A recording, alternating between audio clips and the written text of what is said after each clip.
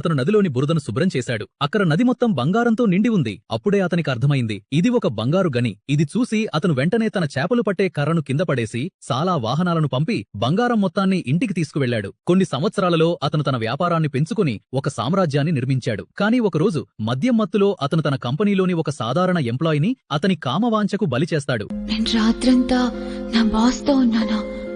ఆయన నాకు జాబ్ ఇస్తారా లేక మాటకి అలా అన్నారా?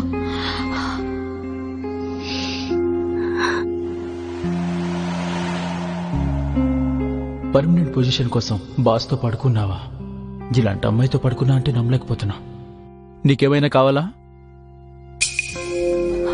బాస్, నేను జాబ్కి వెళ్తున్నాను.